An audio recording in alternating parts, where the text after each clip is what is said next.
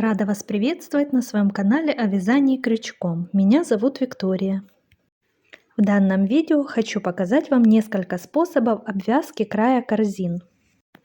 Некоторые из них также подойдут и для обвязки сумочек, салфеток и ковров.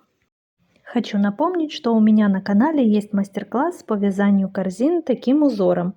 Ссылку оставлю в правом верхнем углу и в описании под видео. Также в описании оставлю ссылку на плейлист корзины, где можно найти мастер-классы по вязанию корзин другими узорами. Итак, первый и самый простой способ – это обвязка верха соединительными петлями. Вводить крючок мы будем в центр косички, захватывать нить и протягивать сквозь петлю на крючке. Чтобы обвязка была равномерной, стараемся петли при этом вытягивать одинаковой величины.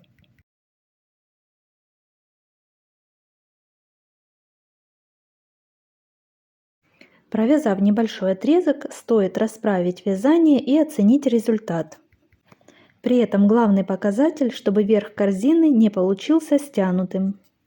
Если вдруг это произошло, необходимо распустить и вытягивать петли при вязании чуть большей величины. Сразу для сравнения покажу второй способ. Это тоже обвязка соединительными петлями, но вводить крючок мы будем не в центр косички, а под саму косичку. Этот способ отличается большей плотностью по сравнению с первым, и край изделия выглядит толще. В процессе вязания стараемся точно так же вытягивать петли одинаковой величины и, провязав небольшой отрезок, смотреть на то, чтобы не был стянут верхний край корзины. Первым способом я чаще всего делала обвязку верхнего края сумочек и рюкзаков. В большинстве случаев при вязании корзин всегда делаю пробные варианты обвязки. Делаю это для того, чтобы к конкретному узору и форме корзины подобрать более подходящий вариант.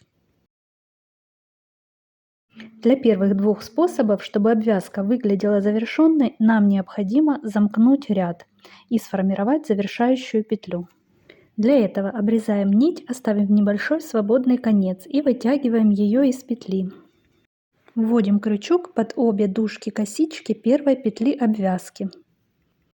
Захватываем нить, протягиваем и возвращаем в то место, откуда вышла она из петли.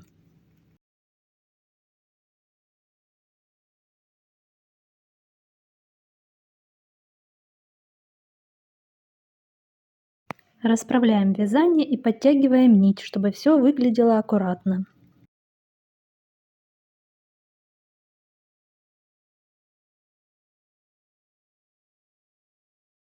Далее закрепляем нить с изнаночной стороны при помощи узелка и свободные концы прячем под петли по изнаночной стороне. Следующий способ обвязки – рачий шаг. Его знают многие, но в нем есть некоторые особенности. Вязать мы будем в обратном направлении, для этого необходимо слегка вытянуть петлю на крючке. Делаем шаг назад, захватываем нить и вытягиваем ее. Она должна располагаться впереди петли, находящейся на крючке. Снова захватываем нить и провязываем две эти петли. Далее повторяем те же действия.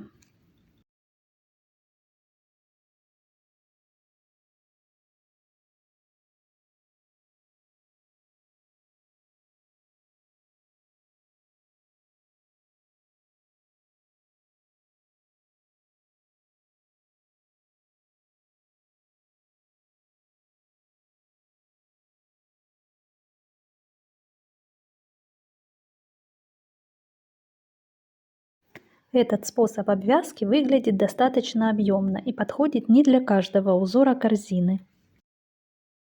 Если вы вяжете нитью в два сложения, то можно сделать менее объемный вариант обвязки. Для этого обрезаем одну нить, оставив небольшой свободный конец, и вытягиваем ее из петли. Далее с изнаночной стороны с помощью узелка закрепляем ее и прячем под петли по изнаночной стороне. Выполнять обвязку будем одинарной нитью. Далее выполняем те же действия, как и в первоначальном варианте.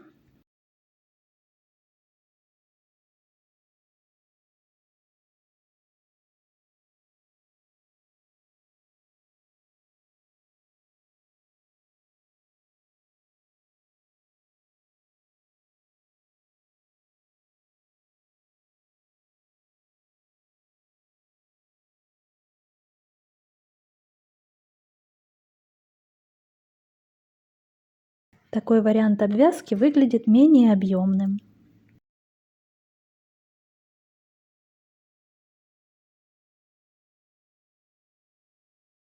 Четвертый способ обвязки похож на рачий шаг, но вяжется он в традиционном направлении. Для этого вводим крючок под косичку верхнего ряда, захватываем нить и хорошо вытягиваем ее. Далее разворачиваем крючок таким вот образом, как бы закручивая петли. И провязываем 2 петли на крючке. Далее вводим крючок под следующее звено косички. Также захватываем рабочую нить и хорошо вытягиваем ее. Разворачиваем крючок и снова провязываем 2 петли. Таким же образом продолжаем далее.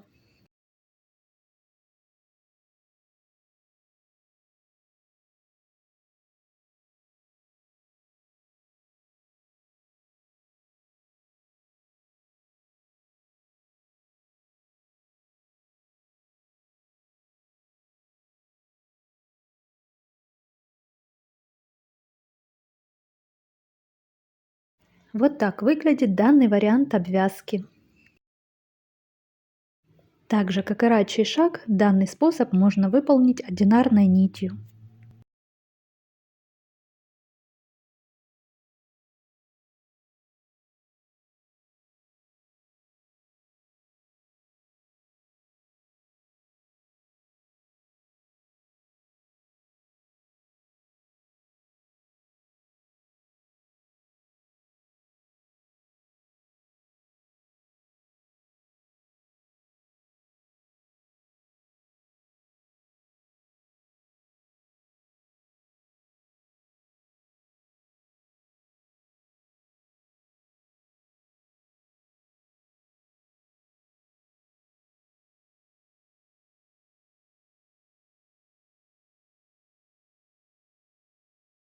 Пятый способ обвязки. Также вводим крючок под обе дужки верхней косички. Захватываем нить и вытягиваем ее до уровня петли на крючке. Далее проводим рабочую нить вокруг этих петель таким вот образом. И сразу же провязываем 2 эти петли. Подтягиваем петлю на крючке. И далее повторяем те же действия. При этом стараемся, чтобы нить ложилась ровно, от этого будет зависеть аккуратность обвязки.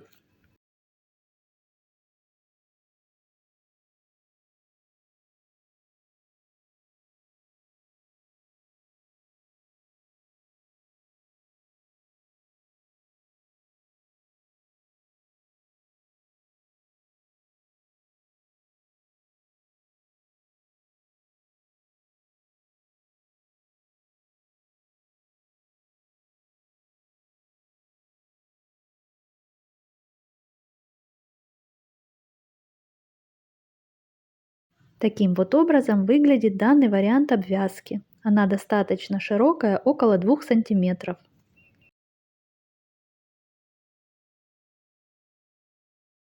И шестой способ. По выполнению он похож на пятый, только изначально мы провязываем столбик без накида, а затем делаем обкрутку нитью. Также вводим крючок под обе дужки верхней косички. Далее провязываем столбик без накида и проводим нить вокруг этого столбика.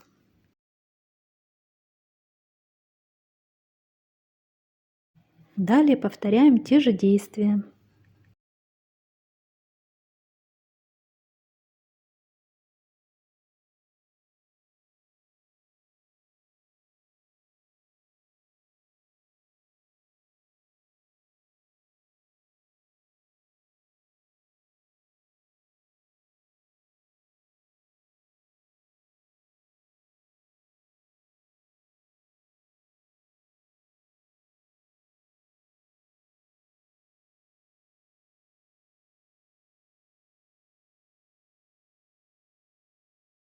По внешнему виду пятый способ напоминает косичку, петли ложатся немного под углом.